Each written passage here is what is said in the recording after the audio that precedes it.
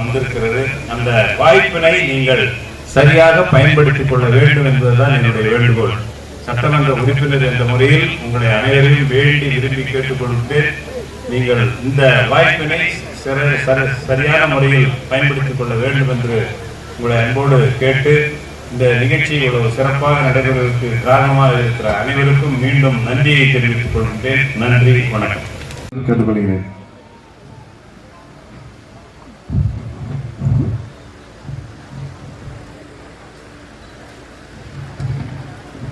நம்முடைய மக்களுடன் முதல்வர் திட்டம் வருவாய்க்கு பட்டா மாற்றணும், பட்டா பெயர் மாற்றணும், புதுசா இலவச பட்டா வேணும், வீட்டு மனை பட்டா வேணும், வாரிசுதார அட்டை வேணும், லீகல் சர்டிபிகேட் வேணும், இன்னும் நம்மளுடைய ரேஷன் அட்டை வேணும், ஓஏபி வேணும், ஓஏபி என்றால் முதியோர் உதவி வேணும், பென்ஷன் விதவை பென்ஷன் வேணும். இப்படி எண்ணற்ற திட்டங்கள், எண்ணற்ற தேவைகள் மனிதர்களுக்கு அன்றாடம் வந்து இருக்கின்றன. 20 வருடம் ஆச்சுன்னா நம்ம அதோட பட்டா விட்டுறது இல்லை. ஒரு 20 வருஷத்துக்கு ஒரு தடவை வாங்குறோமோ இல்லையோ ஏதோ ஒரு லீகல் பிறப்பு சான்றிதழ், இறப்பு சான்றிதழ், எல்லா விதமான வருவாய்த்துறை அலுவலர்களும் மருத்துவ சேவைகளும் இங்க மருத்துவ முகாம் இருக்கிறது.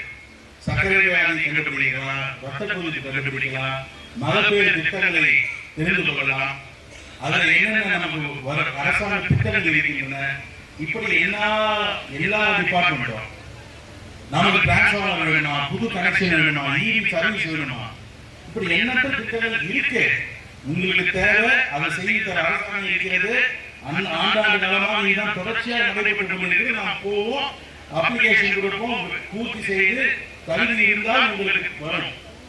ஆனால் இதுக்கெல்லாம் நம்ம அடையும் தயாராக மாவட்ட ஆட்சித்தலைவரை பார்க்கணும்னு சொன்னா, நம்முடைய பார்க்கணும்னு சொன்னா நம்ம மாவட்ட கலெக்டர் ஆஃபீஸ் போகணும், நம்முடைய அமைச்சரை பார்க்கணும் சொன்னா செக்ரட்டரி போகணும், எம்எல்ஏ பார்க்கணும் சொன்னா இங்க இருக்காரு, ஆடியோ இங்க இருக்காரு, ஏஆர் லோன் கொடுக்குற அந்த அம்மா இங்க எல்லாரும் வந்திருக்காங்க.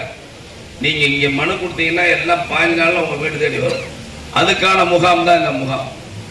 ஏதோ உங்களை கூப்பிட்டு உட்கார வச்சு உங்களுக்கு எல்லாம் வேலை இல்லாத மாதிரி நாங்களும் வந்து உங்கள்கிட்ட பேசிட்டு இல்லை. காரணம் என்னன்னா, எல்லா அலுவலகத்தையும் தேடி தேடி அலைஞ்ச உங்களுக்கு இல்லம் தேடி, இந்த ஊரை தேடி இந்த அரசாங்கமே வந்து உங்க நிறைவேற்றணும்.